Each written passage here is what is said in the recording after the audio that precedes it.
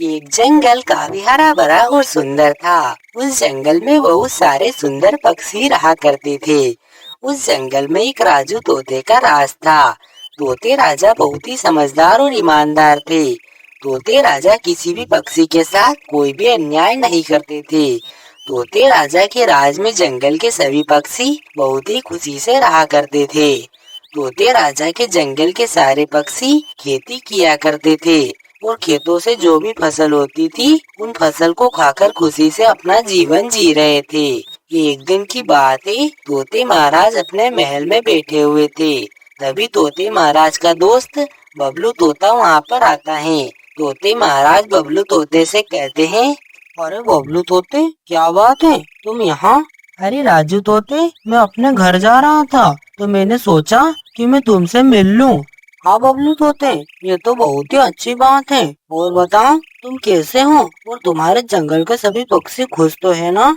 हाँ राजू तोते, मैं तो बहुत ही खुश हूँ और मेरे जंगल के सभी पक्षी भी बहुत ही खुश हैं। क्या तुम्हें पता है, इस बार तो हमारे जंगल के महाराज ने सभी पक्षियों के लिए एक एक घर बना दिया है, क्योंकि हमारे जंगल के सभी पक्षियों के पास घर नहीं थे और बारिश में हम सभी पक्षी भीग जाते थे। अरे वाह, ये तो बहुत ही अच्छी बात है। मेरे जंगल के सभी पक्षियों के पास भी घर नहीं है। मैं भी अपने जंगल के पक्षियों के लिए घर बनाना चाहता हूँ, लेकिन मेरे पास इतने पैसे नहीं हैं कि मैं जंगल के सभी पक्षियों के लिए घर बना सकूं। अब मैं क्या करूं? अरे राजू तोते, तुम एक काम करो, तुम अपने पूरे जंगल में ऐलान करवा दो कि तुमने जंगल में एक प्रतियोगिता रखी है और जो कोई भी पक्षी इस प्रतियोगिता में जीतेगा तुम उसे जंगल में एक अच्छा सा घर बना कर दोगे। हाँ बबलू तोते, तुम ठीक कह रहे हो। मैं अभी पूरे जंगल में ऐलान करवा देता हूँ कि जो भी इस प्रतियोगिता में भाग लेना चाहता है वो पक्षी यहाँ पर आ जाए। लेकिन प्रतियोगिता क्या होगी? राजू तोते, इस जंगल के आसपास किसी भी जंगल में टमाटर नहीं है। तुम सभी पक्षियों को टमाटर के बीज दे देना और उन सभी से कहना कि जिस भी पक्षी को सबसे ज्यादा टमाटर की फसल होगी तुम उसे जंगल में एक अच्छा सा घर इनाम में दोगी। हाँ बबलू तोते, तुम ठीक कह रहे हो, मुझे ऐसा ही करना चाहिए। इतना कहकर बबलू तोता वहाँ से चला जाता है। फिर तोते राजा अपने वजीर उल्लू को बुला लेते हैं और उल्लू से कहते हैं, अरे उल्लू वजीर, मैं जंगल में एक प्रतियोगिता आयोजित करने वाला हूँ और इस प्रतियोगिता में जीतने वाले को मैं इनाम के रूप में जंगल में एक अच्छा सा घर बना कर दूंगा। जो भी पक्षी इस प्रतियोगिता में भाग लेना चाहता है वे सभी पक्षी मुझसे यहाँ पर आकर मिले। ठीक है तोते महाराज, मैं अभी पूरे जंगल में ऐलान करवा देता हूँ। इतना कहकर उल्लू वजीर जंगल में ऐलान करने के लिए चला जाता है और पूरे जंगल में ऐलान करता है और कहता है, सुनो सुनो सुनो, तोते महाराज का हुक्म है कि वे जंगल में एक प्रतियोगिता आयोजित करने वाले हैं और इस प्रतियोगिता में जीतने वाले को इनाम के रूप में जंगल में एक घर मिलेगा। जो भी पक्षी इस प्रतियोगिता में भाग लेना चाहता है वो अभी तोते महाराज के पास चला जाए।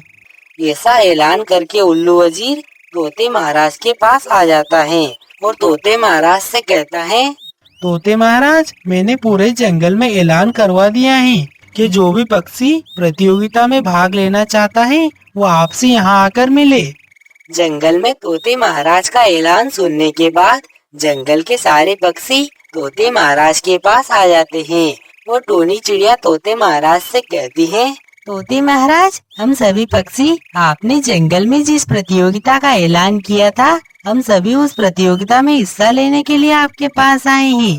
हाँ मेरे जंगल के प्यारे पक्षियों, तो प्रतियोगिता यह है कि मैं तुम सभी को थोड़े थोड़े टमाटर के बीज दूंगा और तुम सभी को अपने अपने खेतों में वो टमाटर के बीज लगाने हैं और इन टमाटर के बीज से जो पक्षी मुझे सबसे ज्यादा टमाटर देगा मैं उस पक्षी को जंगल में एक अच्छा सा घर बना कर दूंगा। ठीक है तोते महाराज, हम सभी पक्षी इस प्रतियोगिता में हिस्सा लेने के लिए तैयार हैं। आप हम सभी पक्षियों को टमाटर के बीज दे दीजिए। फिर तोते महाराज सभी पक्षियों को थोड़े थोड़े टमाटर के बीज दे देते हैं। सारे पक्षी टमाटर के बीज लेकर अपने अपने घोंसले में चले जाते हैं और बारिश होने का इंतजार करने लगते हैं। इसी तरह कुछ दिन बीत जाते हैं। बारिश का मौसम आ जाता है और जंगल में बारिश होने लगती है। एक बार बारिश होने के बाद सारे पक्षी अपने अपने खेतों में टमाटर के बीज बोने लगते हैं।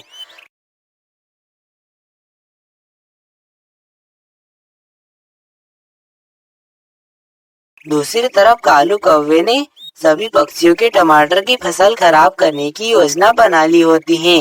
आज जंगल के सारे पक्षियों ने टमाटर की फसल लगा ली है। अब मुझे इन पक्षियों की फसल को खराब करना है। इन पक्षियों की फसल खराब होने के बाद मैं अपने टमाटर के बीज जमीन में बो दूंगा और मुझे ही सबसे ज्यादा टमाटर होंगे।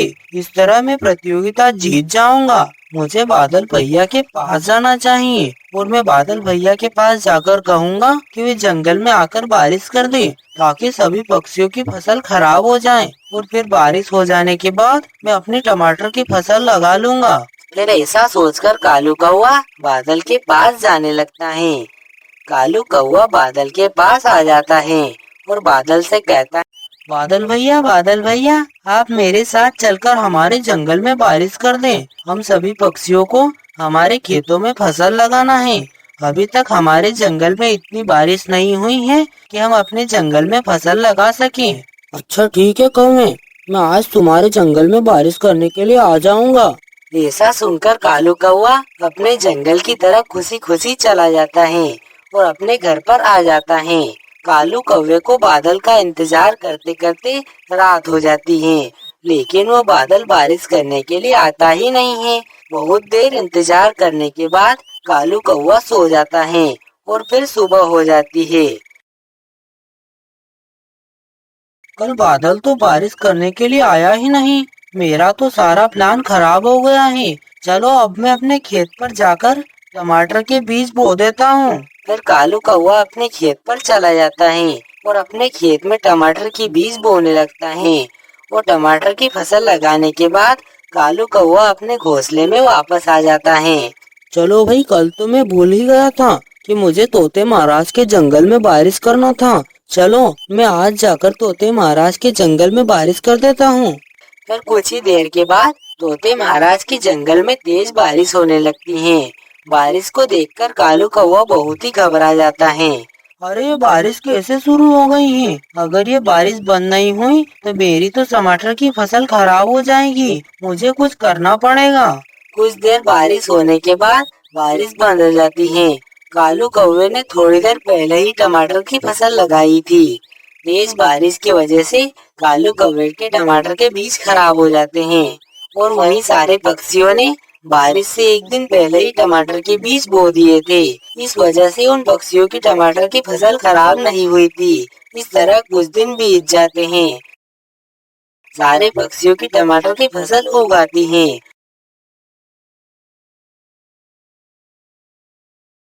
और वहीं कालू कौवे के खेत में कुछ भी नहीं उगता है। सभी पक्षी अपने खेतों में बहुत ही मेहनत से काम करते हैं। दोनों चिड़िया और सारे पक्षियों को अपनी अपनी मेहनत के अनुसार टमाटर की फसल होती है। दोनों चिड़िया को जंगल के सभी पक्षियों से ज्यादा फसल होती है। फिर तोते महाराज सभी पक्षियों को अपने पास बुलाते हैं और प्रतियोगिता के विजेता का नाम घोषित करते हुए कहते हैं, मेरे प्यारे पक्षियों, इस पूरे जंगल में टोनी चिड़िया को सबसे ज्यादा टमाटर की फसल हुई है। तो इस तरह इस प्रतियोगिता को टोनी चिड़िया ने जीता है। अब मैं अपने वादे के अनुसार टोनी चिड़िया को इनाम के रूप में जंगल में एक अच्छा सा घर बना कर दूंगा। फिर तोते महाराज टोनी चिड़िया को जंगल में एक घर बनाकर दे देते हैं। टोनी चिड़िया बहुत ही खुश हो जाती है। दोस्तों, इस कहानी से हमें यह सीख मिलती है कि हम जो दूसरों का बुरा करते हैं तो हमारे साथ भी बुरा ही होता है। इसलिए हमें दूसरों के साथ कभी भी गलत नहीं करना चाहिए।